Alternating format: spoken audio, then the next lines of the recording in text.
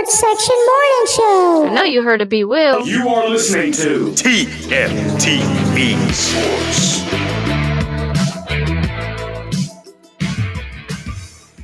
All right, everybody, welcome to the Sports Section Morning Show, episode 10 on July 21st. I got 21st down here in my notes. July 21st. It's going to be hot as fuck today. We're in the middle of summer, man. We're going. You know who else is hot, though? I know the weather's hot, but them Texans fans, they hot as fuck. We're going to get straight to them. J.J. Watt. I'd never been a fan of J.J. Watt, to be honest. I wasn't a fan of him when he was with the Texans. I wasn't a fan with him when he was with the Cardinals. I don't give a damn about all the charitable work he did and all that. Yeah, that's cool and all. You know, you're a privileged individual, and I appreciate that. But I don't give a damn about no J.J. Watt. I would go as far as say, F J.J. Watt, but I'm trying to remain holy this morning. I'm trying to stay in good graces this Friday morning before I get to it on the weekend. J.J. Watt said he was talking about I'll give a little bit of context. He was talking about all the other, throwback uniforms that came out, the Seahawks, I forget who else, the Tampa Bay Bucks and all that, all good uniforms, of course, with the Oilers too. He said, I lived in Houston for 10 years. My first training camp, I met Bum Phillips, old-time coach of the Oilers. I was coached by Wade, that's his brother. Or I think it's his daddy or son, I'm not sure. I've seen firsthand how much the people of Houston love the Oilers. Earl, Bruce, Warren, Dr. Doom, etc. Love You Blue is real. So, yeah, it pains me for Houston and those fans. So, I think what's triggered them is, the DeAndre Hopkins thing. That triggered Texans fans a little bit. That's part of it. This is a big conundrum that's gotten to this point now where Texans fans are just mad as hell at the Titans. It started with D-Hop. He said he happy to be back in the AFC South. He finna rip the Texans to shreds. I can't wait to see what he do in Houston against them on New Year's. We'll be down there, TFTV. Then it was the uniforms that was, the Oilers uniforms being brought back out. They didn't like that because they feel like they can lay claim on the Oilers while no other team can lay claim on their previous city's team. You don't see Indianapolis saying, the Ravens are our team. But the Texans or the Titans are the only franchise in the NFL that seems to have a problem with this. And the Texans fans, by the way, they're the only ones that seem to not be able to get this concept. Y'all didn't want to keep the Oilers. Y'all didn't want to give Bud Adams a new stadium. So he fucking left. I don't blame him. Well, I wouldn't leave Houston for Nashville at this point in time, but ain't no telling what it was like back then. He was a visionary. He knew Nashville was on the up. They're mad about that.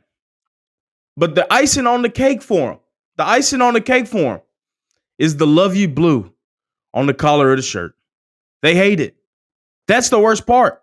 Because they feel like that in particular is Houston. No. It's Nashville now. And it was even the Nashville Oilers at one point. They wore Oilers jerseys up here to defend what some of the Houston fans and Houstonians don't agree with. That actually happened. They had Oilers patches on their jerseys when they came up here. Eddie George. I've seen it. But to get to the actual jerseys, I'm done talking about Houston fans because they're going to be miserable this year. They're not going to be good. And they're going to say, it's for the head coach. We got a new head coach and it'll take some time. And they're right, but I'm just telling you what they're going to say. They're going to be miserable this year. Stroud ain't got nobody to throw to. He got Robert Woods. Robert Woods out there stealing money. I'm about to put him on the same. I'm about to put Robert Woods in the same conversation with Brett Favre as just stealing money. That he's getting to that point now. What he did to us, and then what he's about to do to Houston down there. I'm just getting to that point with him. So on the actual jerseys and what I think about them, of course they weren't going to be black. I don't know why people thought they were going to be black. I guess because the oil was pouring down on the jerseys, but that doesn't mean they're going to be black. That's oil for the Oilers. That's oil. They did it before in one of the promo videos. That's not the first time they've poured oil on the jerseys for an announcement. They wasn't going to be black, but I'm really satisfied with them. I think they're clean, they're crisp, and they didn't really do too much. Of course, I would like to have seen an Oilers patch on there, but it is what it is. It would have been nice to have it on there, but I mean, if anything, for fans, we could get an Oilers patch sewed on there. It's not a big deal.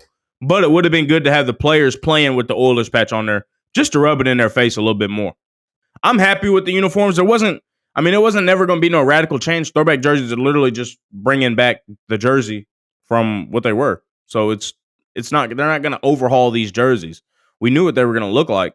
The Titans media team did a great job of creating some anticipation for something that people already knew what it was going to look like. So kudos to the Titans social media team. They got one of the best social media teams in the league. Somehow they were able to garner this much anticipation. And I was anticipating too, I ain't gonna lie, for some jerseys that we knew were like they've already been released before. They're re-releases, for lack of a better word. There's not really that much of a change. And people still aren't disappointed about it. That's that's amazing. So kudos to the Titans social media team. They did a great job with the rollout of the jersey, and they haven't even officially rolled it out yet. I'm talking in future tense because we've seen the leaks that have been on Twitter and Reddit and all that. They've did a good job so far. I can't wait to see how they actually announce it. We will see about that. Now to the Colts. The Colts alternate uniforms. They look like fucking. Are they the Kentucky Colts? They look like Kentucky uniforms. I'm not a fan of them. Granted, I mean they could go out there in white tees and I wouldn't be a fan of. I'm just not a fan of anything Colts. I mean that jersey just looks like shit, man. The black helmets don't make sense. And RG3, on to you. Your reply under one of the Colts jerseys pictures talking about black helmet and now we get a black quarterback. Why? What's the point? That don't even what's the point of that, dude? Sometimes just shut the fuck up. Just come on, man. It's uncalled for. So yeah, their uniforms look like shit, dude. I'm not a fan of them. And that's got a little bit of my bias in there, but I mean, I'm not a fan of their uniforms at all. Running backs. Running backs have not got paid. The last running back to get paid was, what do I say? I want to say Chubb, maybe? Chubb was the last running back to get paid, I think.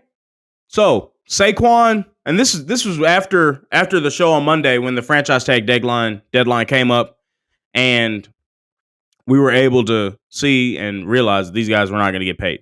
Supposedly, Josh Jacobs was outside of the Raiders facility with Max Crosby, waiting on the contract to be finished so he could go in there and sign it. It didn't happen, but then conflicting reports came out yesterday saying that they were not even close on a deal. So that's why you got to watch this stuff with a close eye. But Saquon, Josh Jacobs, Tony Pollard, 3 notable running backs not to even get a sniff of a payday.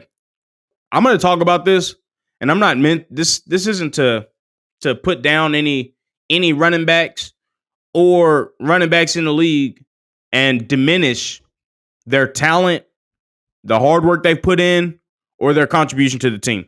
This is just me speaking somewhat from what general managers and owners would probably think. This is me speaking from a business perspective. Taking emotion out of it, emotion out of player attachment out of it. This is speaking from a team building and business perspective. So, okay, since I got that out the way.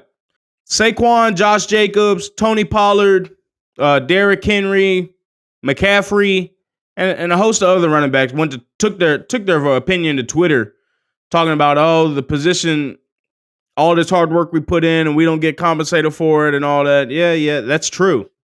And it doesn't have to be such a polarizing thing and have so much dichotomy to it.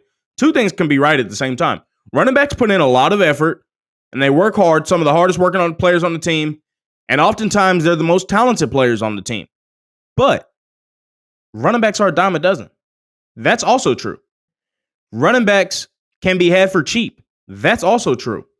Now, whether that's on the running backs for settling and taking those cheap contracts, but this brings me to the point of they're replaceable. Running backs are replaceable. All of them. Even Henry. I hate to say it, and I love Henry to death. When Derrick Henry was hurt, we still averaged over 140 yards rushing per game. Still. And granted, that was a combination of two guys, but those two guys' salaries do not add up to Derrick Henry's salary. So why would you pay that much for the production that you're getting from two guys at a fraction of the price? That's what these general managers are thinking. I don't know why I tapped my earphone thinking about my head, but you get the point. That's what these general managers are thinking. There's no, to create value, and I say value because they're valuable players. Don't get me wrong. There's a reason none of them win the most valuable MVP because they're not valuable beyond replaceableness. These running backs, they don't add what I call non-replaceable value to the team. Like non-replaceable value, I'll define that. So that's value that a player would add to a team that the team cannot get from anywhere else. That's your quarterbacks of even your second tier quarterbacks, like your Herberts. I would consider Herbert a second tier quarterback. What he adds to the Chargers, they cannot go to the open market and get. And if they were to get it, they would be having to pay Lamar Jackson. Lamar Jackson was just quote unquote on the market. And you saw what he didn't get a bunch of interest from other teams, but I think that was a part of some collusion and shit. That's my deep dive theory on that. You can't get that talent on the market. You can't get it. That value that he gives that team is non-replaceable. That's what I mean by non-replaceable. That creates a scarcity, and this is business terms I'm talking about, but it's scarcity. That creates a scarcity with that talent and that position and those type of players that running backs just do not have. There's a million running backs out there. You can get a running back. We got two, like I said, we got two running backs off the street when Derrick Henry was hurt and still replicated that production. And we're paying them minimums. Veteran minimums. Still getting the same production that we're paying the guy $12 million or however much we were paying Henry at the time. Granted, that's just on-field value. You can't replace the leadership that Henry had and the fear that he invokes into the minds of defensive coordinators. You can't replace that. But you can't really monetize that either. So these, from a monetary perspective, there's not really sense in paying them. It don't make sense business-wise. And these GMs and the NFL, the way they operate and the way these franchises operate is a business. It's a business. So Josh Jacobs, he had a career year for the Raiders. What did his career year, how far did they get the Raiders last year? It didn't get them to the playoffs, right? What if they had a quarterback that had a career year, like 50 touchdowns, a career year for a quarterback? They're probably making a decent playoff run. That's just the way the NFL is. You can't replace a quarterback or even a receiver. You can't replace that value and that production that they give a team. The Titans are still trying to find a way to replicate and reproduce the production that A.J. Brown was giving the Titans. I mean, still, this is 3 years down the line, 2 years down the line, or a year down the line. It feels like 2. It feels like it's been a long-ass time. But they just haven't been able to replace that. On to the point of scarcity. Well, back to the point of scarcity. With the good quarterbacks, they're scarce. The Mahomes, scarce. Josh Allen, scarce. These are the best players in this position. Now, if you go to the best running backs in their position, Henry, it's not really scarce. Josh Jacobs, it's not. You can get that talent elsewhere. There's a million running backs coming up. You can replace them. It's like supply and demand. There's way too high a supply of running backs, and the demand from teams is dwindling by the year. By the year, like they're really not wanting running backs. There's one, and this brings me to another point of teams managing running backs and how they would be on the cap. Well, I'll explain it after I get done with this point and explain how the CBA is unfavorable. With the supply of running backs being so high and there's being so many running backs in the market and that production being that replaceable, the price is going to remain low. It's just going to remain low, and that's where it is now. Also, with the way the NFL is going and the direction that the NFL is going in with passing being so high, the highest it's ever been in the league in the history of the NFL with quarterback play, running backs are even less valuable. So every year, running backs are losing value on that front. And also they're losing value personally because they're an asset that depreciates every single year, no matter what. Because they've got an extra year on their legs, an extra couple miles of running in the NFL on their legs. Their value is not the same as it was the year before. And just wait, honestly.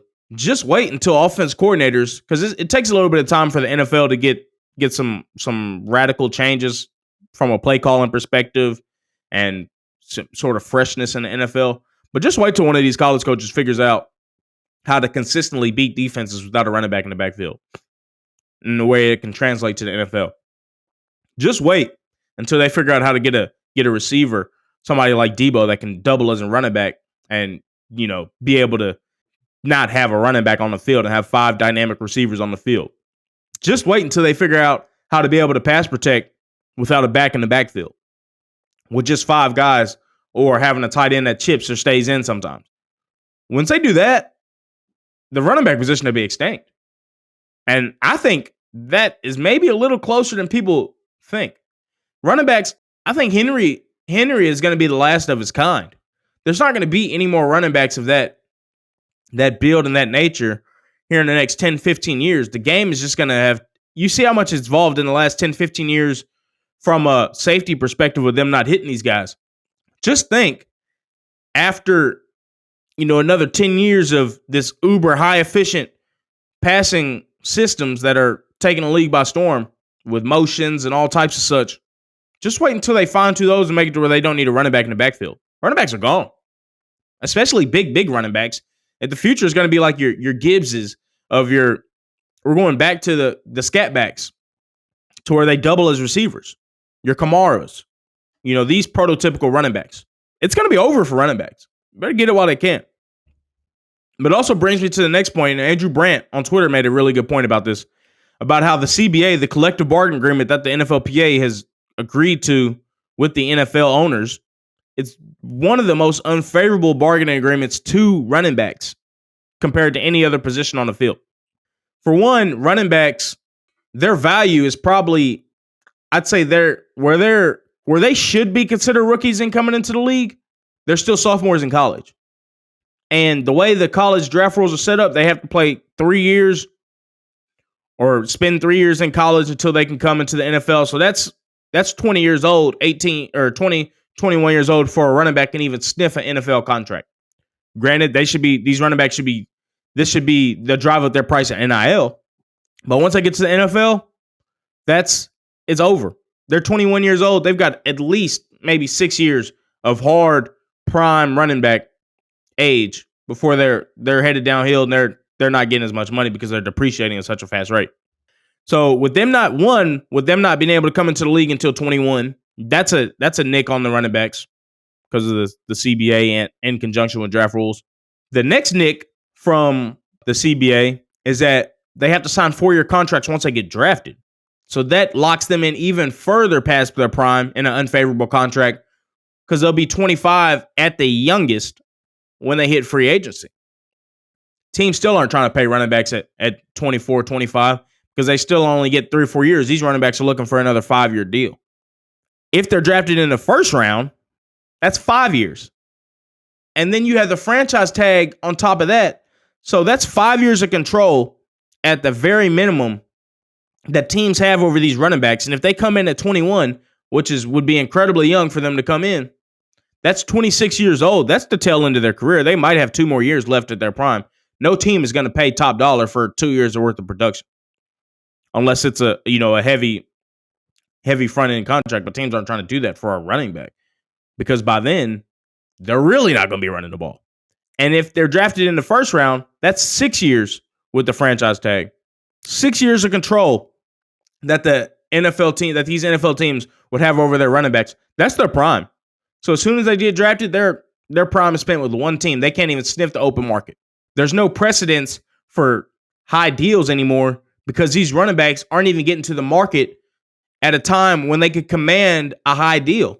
So there's no precedent for it. So these guys that are on the tag that are fighting for good money and a good contract, it's a losing battle because there hasn't been a precedent set contract-wise to where they would still warrant that top dollar they're wanting. It's the system is built. It's not built for running backs to fail, but running backs are failing as a result of the CBA and the system that has been built. It's not a big conspiracy. It's just the way it is at this point. Running backs, it's just a tough position for them to be in. But what this conversation really should not only rekindle but catalyze with the youth is don't play fucking running back. If you're a parent and your kid's playing junior pro, do not let them play running back. One, they shouldn't even be, to me, and this is my personal opinion, kids shouldn't even be playing tackle football until they're at least 10, 11 years old. There's no point. They're playing flag football and shit. Even if they're playing flag football and shit, your kids should be training, and this is all dependent on body type, of course. This is if you still want your kids even playing football. This is all dependent on body type. But running back is not where you should want your kids playing. And if your kid's unfortunate and not blessed with height, football probably just ain't the sport anymore for him. If we're going to be completely honest, and your goal is to try and put your kid in a position to be a professional football player, football probably ain't the sport for him. If he ain't 5'10", 5'11", there ain't no position on the field left for him besides running back. And even running backs are about 5'8", 5'10" now. That's average height. I'm speaking from my perspective. I'm short as hell. You shouldn't be putting them at running back if they're 5'10". Put them at corner. Put them at receiver. Put them at these positions where there's a future and they can have the ability to get paid without getting their head beat in every play. Put these kids at those positions, not running back. That's what parents, people, gen pop like us, that's what we should be taking from this conversation. And the consequences of these running backs not getting paid is, there shouldn't be no kids playing running back no more. It's just, let them kids that actually enjoy playing the position. And I'm not saying these running backs don't enjoy playing the position, but keep it in mind when you got your kid playing. Running back ain't it. It ain't it. I just don't. It's a sad situation for running backs, but that's just the way where the league is going. That's just where it is now. All right, once again, taking callers, 931-603-1476. Y'all call in. Let me know what y'all think about running backs, them not getting paid. What do y'all think about running backs like Saquon, Josh Jacobs, Pollard, if they should be getting paid right now, and what should they be getting paid if you think they should be getting paid? On to the next one, like Swiss B said. On to the next one. Hold on, we got a caller. Let me get a caller in here. Yo, Jaylen, what's good, brother? How you doing, man? I'm good. How about yourself, man? Shoot, it's Friday. I can't complain. What are you telling me about the running backs, man? Running back's a weird spot. I was watching yesterday talking about how they need to do something like, if you get drafted in the first round, that's like you said, it's that 4 year and then the team option. So right. 5 years gets your franchise tag. Cut that down to 2 years with a team option. That way the running backs have a chance to at least hit free agency. You said 2 years with what? 2 years team option. 2 years team option. Why would the teams agree to that? It gives the players a chance, well, running back specifically, a chance to not be drafted and dumped. Right. That's what the person in the video said specifically for running back. Because like you said, they getting beat up. They are. That's all they're doing is getting beat up. This next CBA isn't for another, I think, 6 years. So maybe that's something the union should fight for. That's not. And here's the thing about fighting for something like that. If you put all your eggs into a basket with negotiations for something like that, you know how easy it is for the NFL to just say, well, fuck the running back position like they do at tight end, how they put in receivers at tight end. We're going to classify you as a receiver and line you up in the backfield, and run spread or whatever. I don't think the NFL is too far from doing that, to be honest. Yeah, it's a tricky game for running backs and a tough spot. Yeah. I think another way you can add value to a running back position, right, is, add a percentage, like a stat or something like that. Yeah. That says, hey, your quarterback, when I'm in the back blocking, they send a blitz. Your quarterback doesn't get hit as much when I'm in the backfield. Oh. It kind of forces value for a running back because they're not only, running the ball. Yeah. Also, we don't see a lot now Alvin Kamara is probably the closest thing, but we don't see a running back like LaDainian Tomlinson no more. Like he was, or Marshall Faulk really. Yeah. You talking about them guys just coming out the backfield? Yeah. Dogs. As a receiver, like purely a receiver. Yeah. Gibbs is a good throwback to that. You said who? Jamar Gibbs, the one up in Detroit from Alabama. I can see why you say that, but me personally, I have to see it first. Yeah, I can't. Of course, I'm not comparing him to LT and them, but I think he has the skill set to be able to achieve that. Yeah, but we're just not seeing running that no more. Because to me, and I'm gonna go back to the point I made. But what do you think about running backs and their actual value, that's a good point of changing the narrative with a stat like that. You can change the narrative like that. But if we're getting to the real nitty gritty of it, how do running backs add that much value compared to receivers or quarterbacks? If you compare like career years, a career year for a running back versus a career year for a receiver or a quarterback, the other two are going a lot further than a career year for a running back. The value is just really not there. That's true. But again, like when I think about a career for a running back, I'm thinking like, okay, so you had Adrian Peterson get 2,000 yards in a season, or Adrian Peterson was just a dog. Period. Chris Johnson, Derrick Henry, Barry Sanders. These folks did not have a stable offense. They were the offense. Yeah. So ideally, if you're able to get, like, just imagine if one of those 4 running backs I just named, right? Mm-hmm. Maybe outside of Derrick Henry, because the year he had 2,000, the Titans were winning. Yeah.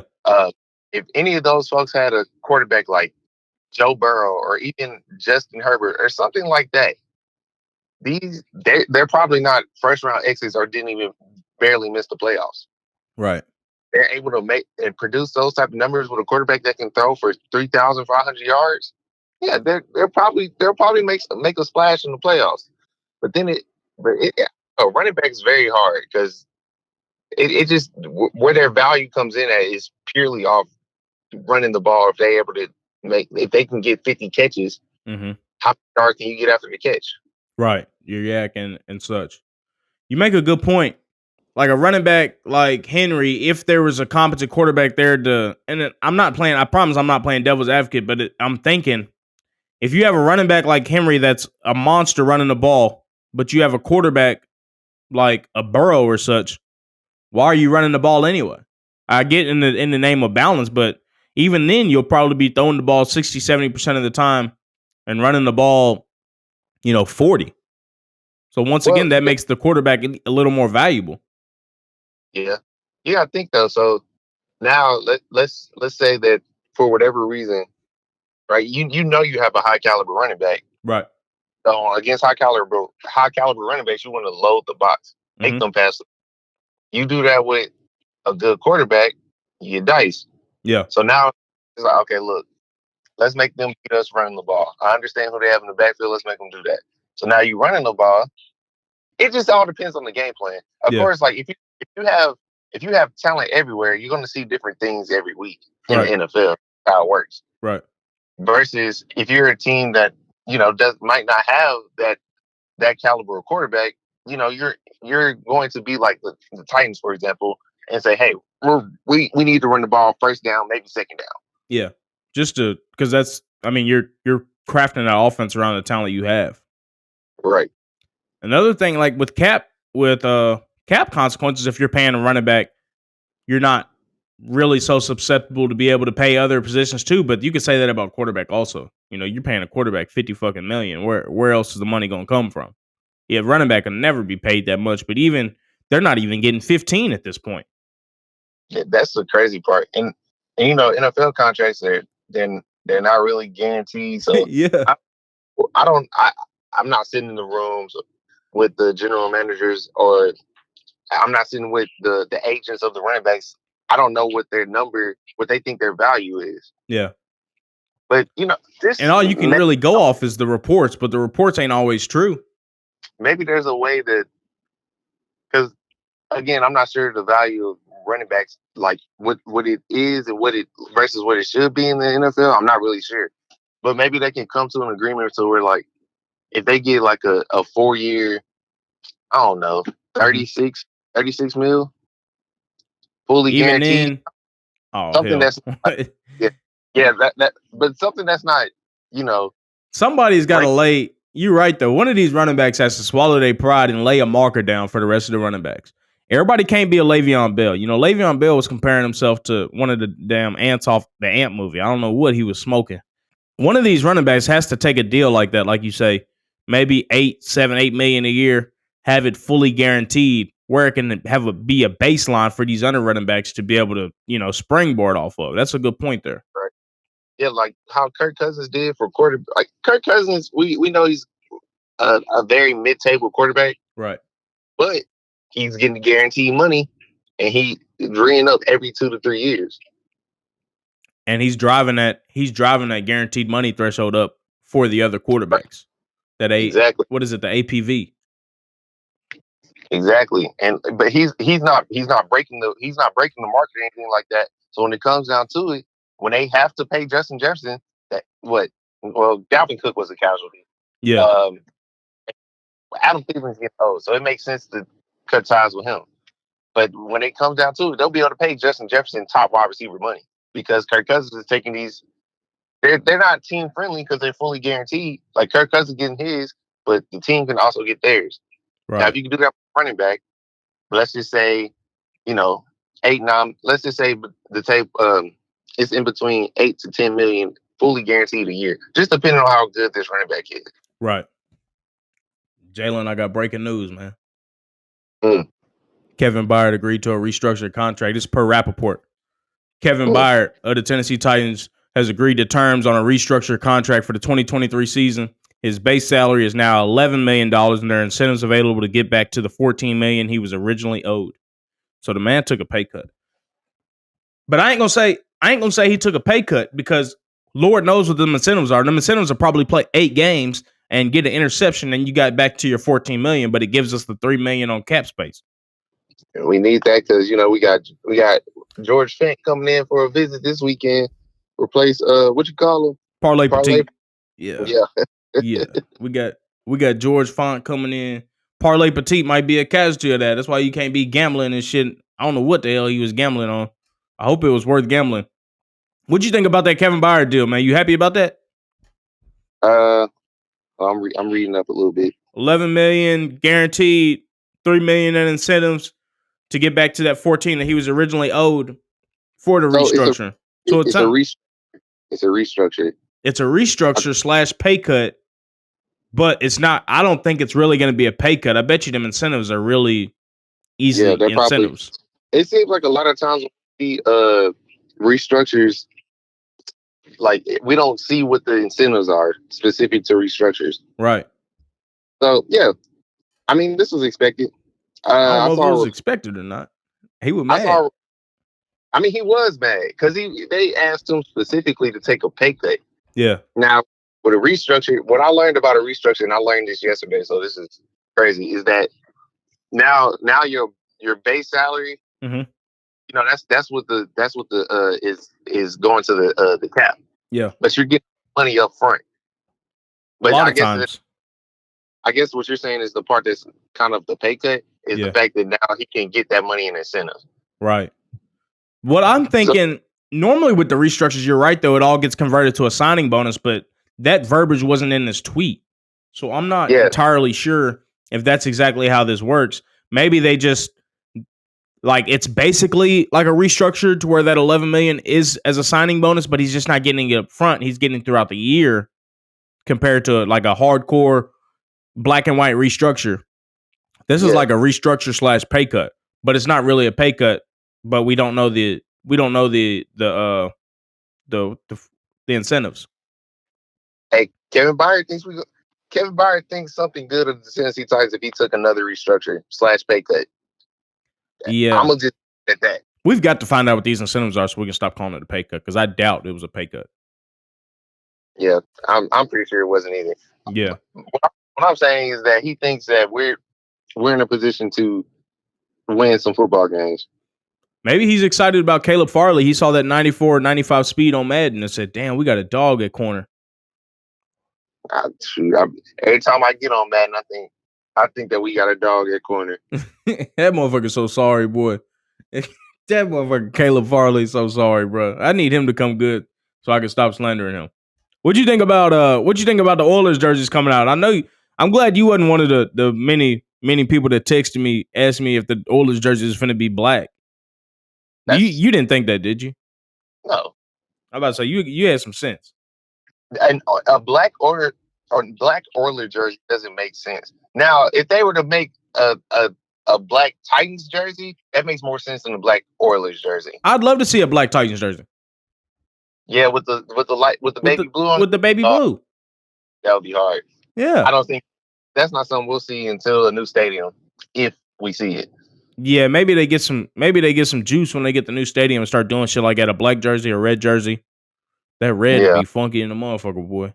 Everybody always had a red jersey growing up, but it was like wasn't that like a Walmart jersey that everybody had? But it was red, but that motherfucker hit the streets yeah, like crack. yeah. Everybody had the red jersey growing up. That old school Titans red jersey. It was either McNair or Eddie George. And I had both. Yeah, And that or the whole navy blue, like it had no other colors and it was just navy blue. oh yeah, the original mono. And I Right. created the red motherfucker in Madden. Had to. It's a good concept for a jersey. Yeah. We got to see the red though. We have to see the red. Man, Again, new stadium. the red and the black have to. I don't so I don't think we've spoke on the show about your prediction for the season now that we have D Hop officially. Has that changed? A How many little more bit. wins is he worth? What did I say originally? I want to say I said about we were around 9 wins. I want to say I think our ceiling is really 11. I'd say that's fair. First few games go. If we can come out of those first 6 games 3-3, yeah. Oh, if we come out 3-3, we might win 12 games. Yeah, exactly. I think we can only lose to Joe Burrow so many times before we win. A lot of motherfuckers have been losing to Joe Burrow. Pat just beat him for the first time. Exactly. You know? We don't even play teams like our hardest games are the AFC North. Right.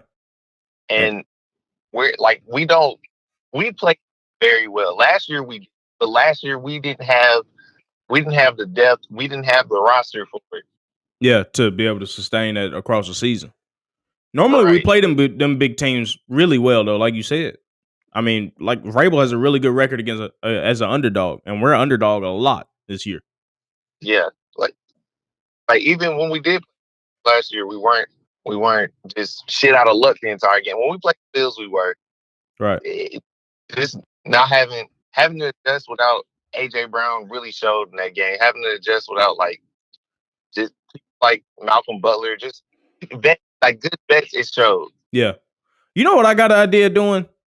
Say you go on one of these betting apps and you put I'm just using this example, $10 on a Titans money line either Titans money line or Titans to cover the spread for every single game separately if you would end up in the green or the red across the season. Oh, I'm pretty sure because you got to think, you just called us, you said money line, you got to think if we go and look at just the Chargers, yeah, I think they probably have the Chargers -5 or some shit. Yeah, something stupid. I know they'll have us -7.5 against the Bengals. Yeah, we're a touchdown. The Bengals, I think, are coming to Nashville and they're favored by over a touchdown. And I think we're double-digit dog. There's one game where we're close to double-digit dogs. I don't know which game that is, but I saw on there, I think there's one game where we're almost a double-digit dog. If you just put on us just to purely cover, I would be, I think you really make some cheese doing that. More than likely. Man, our schedule is really I don't want to say easy, Man, but that motherfucker easy. we got some winnable. No, we got winnable. We can win. We can win. We can come out with 11, 12 wins. I wouldn't be surprised. No. Man, look, we got to play the sorry ass Colts, and they got those. Hey, them jerseys is terrible, boy. Man, they look like the Panthers. That shit look terrible. They look like Kentucky. That's who they look like. The Kentucky Panthers. Yeah, that shit look terrible, man.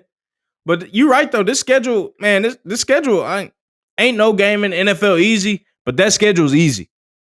I ain't gonna lie. That schedule's easy. Yeah, and like you said Monday, why D-Hop come to Nashville? Because he want to fucking win. He want to win. He saw that schedule too. And now, look, if you look at our schedule, you look at our receiving room now, we have some room. We still have room for growth at certain positions. Right. But our season outcome is a little bit different. It's so crazy to me that people saw, D-Hop goes to the Chiefs he'll be a number one receiver, and he'll be able to, he'll be able to eclipse 1,200 yards just off Right. because he's going. I get it, Patrick Mahomes, whatever. He goes to the Bills, same thing. Josh Allen, whatever. Yeah, he comes to the Titans. He just want to lose. He about to go for 700 yards and just be ass. Bro, That doesn't. you know what's crazy about that? Is they would, in the same breath, they would say, oh, he would make the Patriots, they have a good quarter. They have a, decent quarterback. They have a stability at quarterback. They got good receivers. They got a great defense if they get D-Hop. But if they turn around and don't get D-Hop, how the fuck does all that shit turn terrible? And Mac Jones is terrible. Right.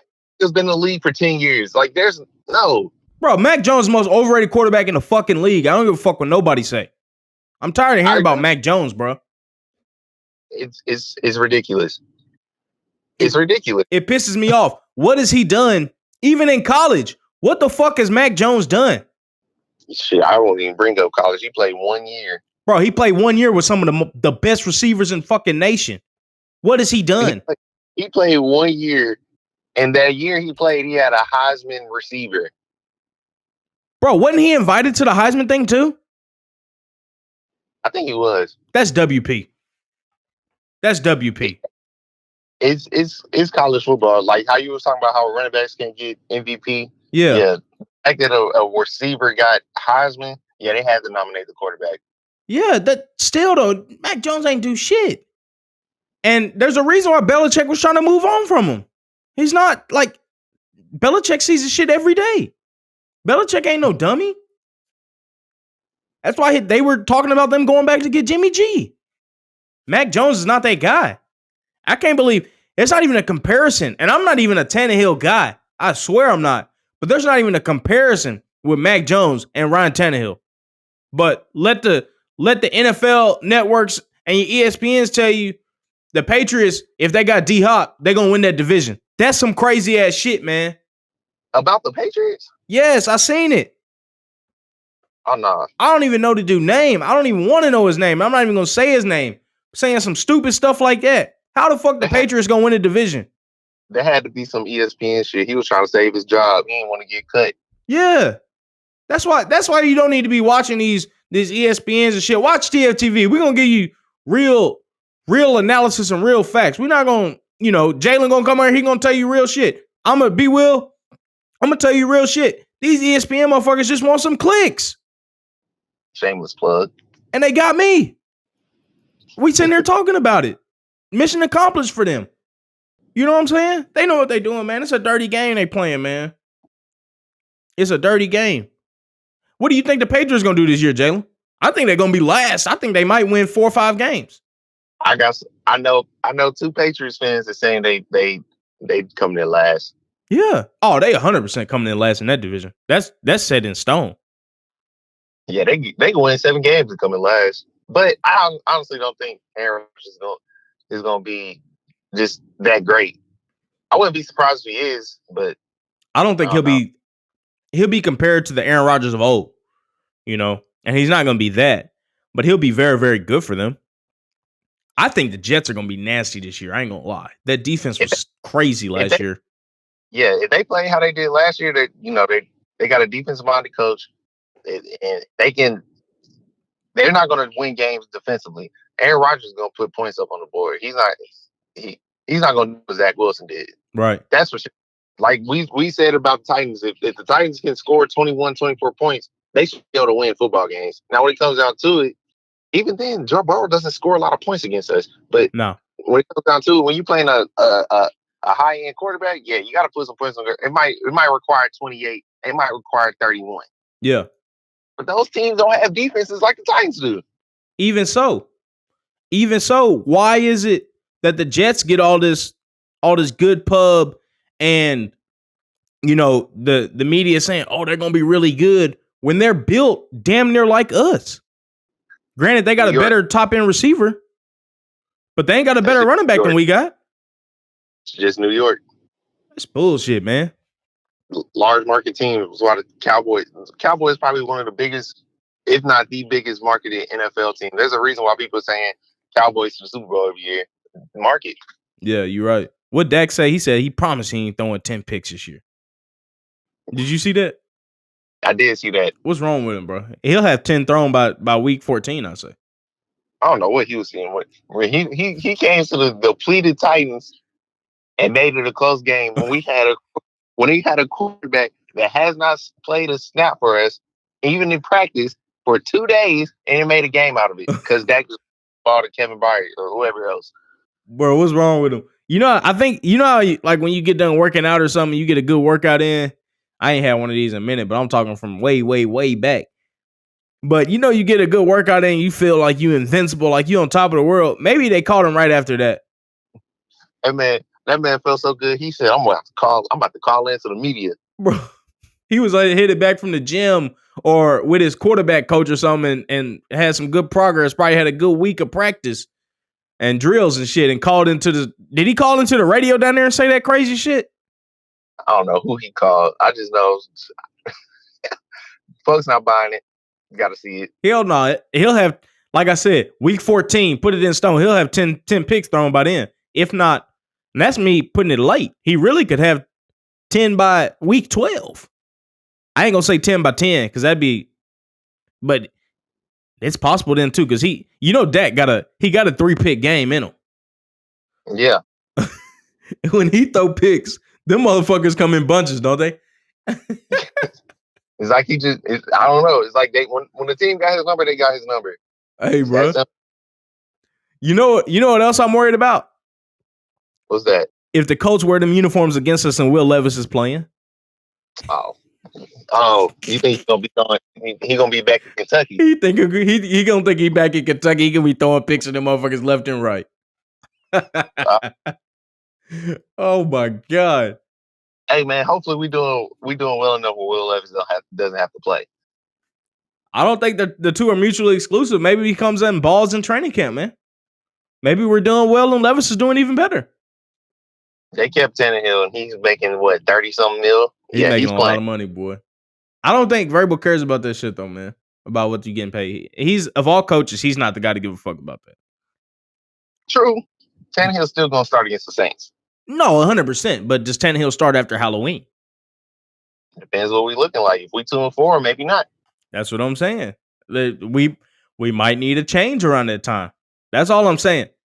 And we've got two guys that may not be ready right now. Hey, if Malik turns into what Malik could be, bro, I don't give a fuck who the quarterback is. I just want a dog back there that's going to win us games and that has some specialness about him that can make some crazy throws or evade. Because you need that in playoff time. You know what I mean? You can't. You're not just beating teams from the pocket no more. You got to do some crazy shit. Even Mahomes got to do some crazy shit. You know what I mean? Mahomes, man, this is what you got to love about Mahomes. I respect it so much. When we play him, he's not beating us throwing the ball. He's beating us doing some shit he doesn't typically do. Yeah.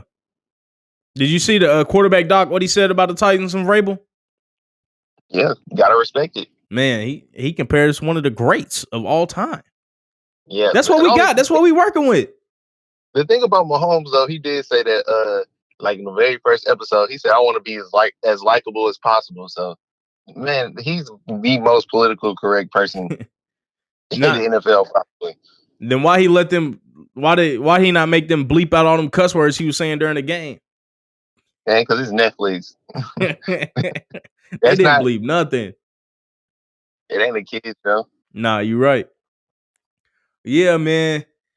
Yeah, we're gonna start talking about some Nashville SC and MLS, man. Make sure you gonna call in Monday, man. I can. Yeah, make sure you call in Monday if we got something to talk about. We'll holler at you. All right. Appreciate you calling in, Jaylen. Yes, sir. All righty. Yeah, that's my man Jaylen. Jaylen called in, another TFTV member. Let's get to talking about the MLS All-Stars and Arsenal game. Man, Arsenal's mollywopped their ass. Gabriel Jesus with an amazing goal. Little chip over the keeper from outside the box. It was amazing. If you hadn't seen that goal, go look at it. Gabriel Jesus against MLS All-Stars. It was in like the 4th minute. And go look at the camera from the referee perspective. They had the damn referee with a camera on him. He was right behind Jesus when he did it. It was an amazing shot. So they ended up beating MLS All-Stars 5-0.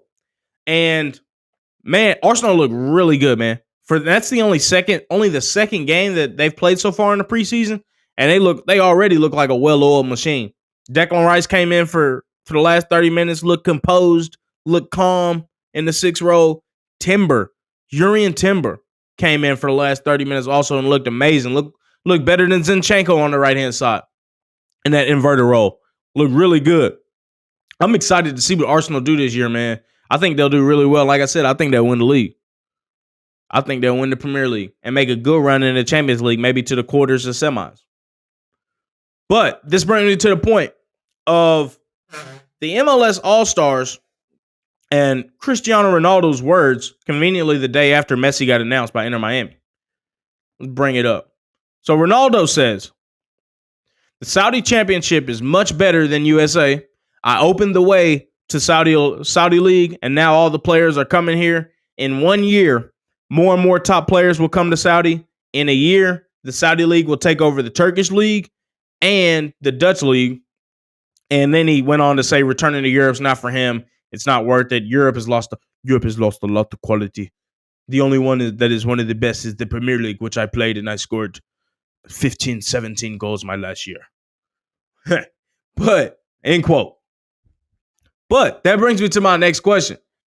Is the Saudi League better than the MLS right now? I think as a collective, and there's two different things. So it's going to be two different questions, and it's like it's sort of a two-headed monster.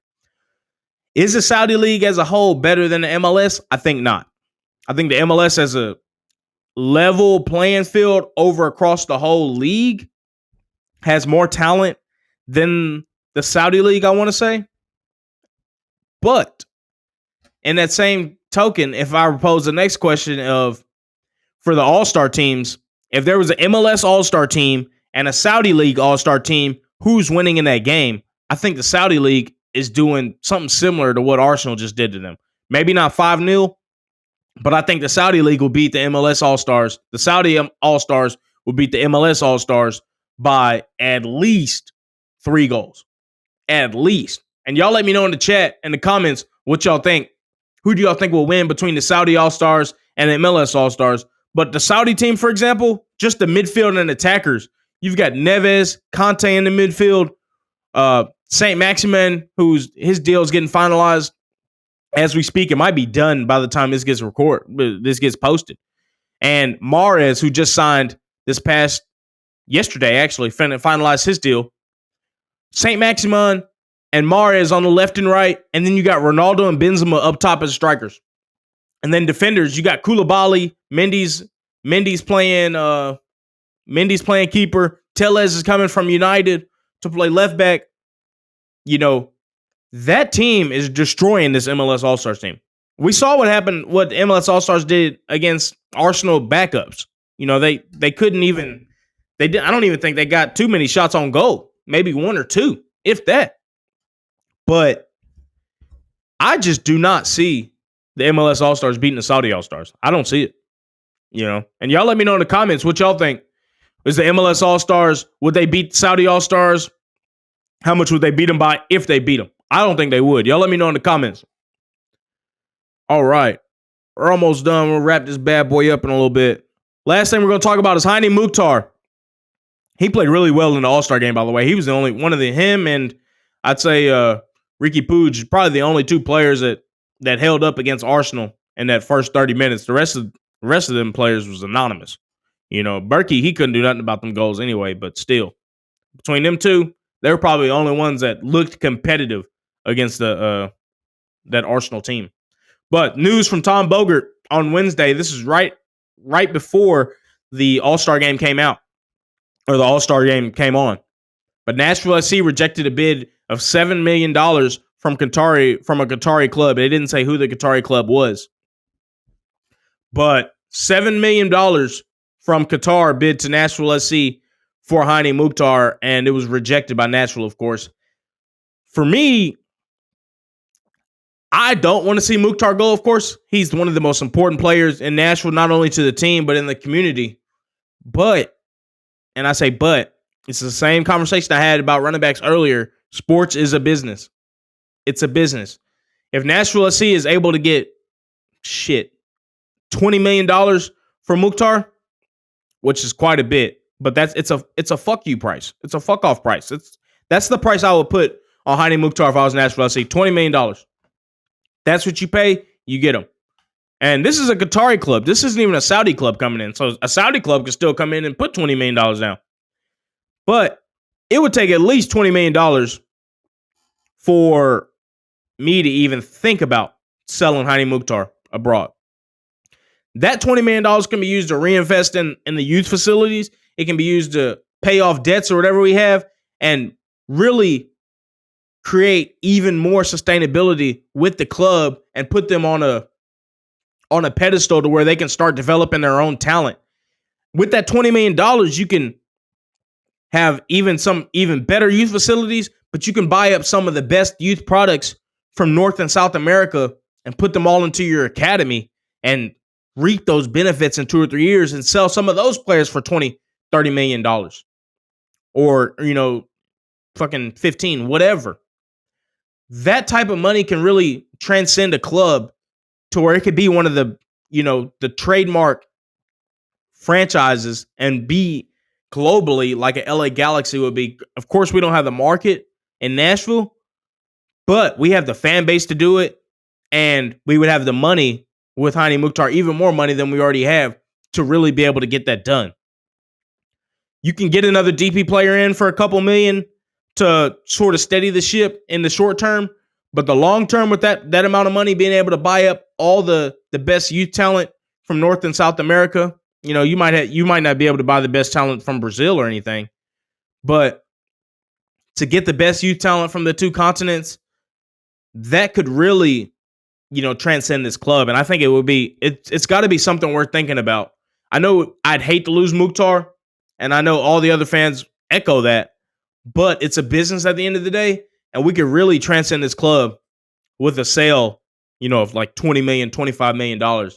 That's the fuck you price that you set for somebody like him. You can't quantify his value to Nashville, but you can quantify those funds that you'd get from Mukhtar and what you could do in the future with those. And that's just something that has to be thought of. So y'all let me know in the comments, would you sell Hany? What price would you sell him for if you were to sell him? And, what would you do with, say, the 15 ain't even the question, $25 million that you would get for him? What would you do for him? What player would you buy to replace him in the short term? What would you do in the long term? Y'all let me know. But that's it for the show, man. We had a good call in, touched on a lot. And once again, appreciate the viewers that joined us live. We're going to be posting the podcast itself. Audio version will be up today. The video will be out tomorrow. We got a special announcement coming from y'all. TFTV starting another podcast. That will be out on Tuesday. And the announcement will be out within the next couple of days, maybe the weekend. So y'all be on the lookout for that. Other than that, man, appreciate y'all joining. Make sure y'all join us on Monday, 7 a.m. bright and early for the Sports Section Morning Show, episode 11. Once again, thank y'all for joining. Catch y'all later on, man.